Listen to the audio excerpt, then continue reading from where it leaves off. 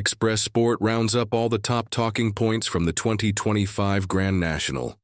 The Grand National lived up to expectations in sensational fashion on Saturday afternoon, with Nick Rocket powering home under a strong drive from amateur jockey Patrick Mullins to land the spoils at odds of 33-01. The victory meant that it was another father and son duo to win the Aintree steeplechase, and Willie Mullins couldn't hide how much it meant to him after the race. Mullins trained 5 of the first 7 home in a remarkable achievement to cap off what has been another remarkable trip to Aintree for the Irish trainer. There was plenty to unpick from the world-famous race. Here's everything that you may have missed. Broadway.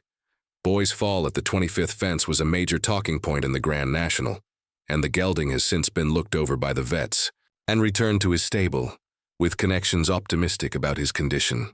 Jockey Tom Bellamy, however, did not come away from the fall scratch-free.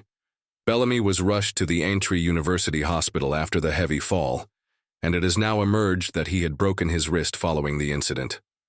Mullins became the first Irish owner to win the British trainer's title since the 1950s last year, and he is now in contention to retain his crown.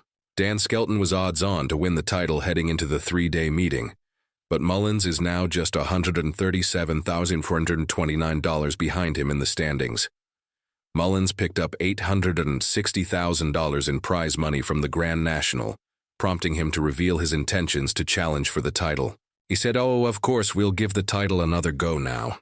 It looks like it could be on again. To get 1st, 2nd, 3rd, and 5th, we'll have to improve and get 4th next year. I don't know what the figures are, but it looks like it might put us into a position where we have a real go now.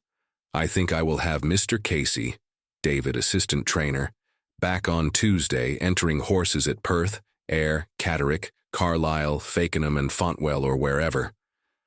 Jockey Michael Nolan was handed a 10-day suspension following his ride on Celebre d'Allen, who was pulled up after the last fence before collapsing. It has since emerged that the gelding had suffered from heat stroke, but the ride itself caught the eye of the stewards, who suggested that he should have been pulled up sooner.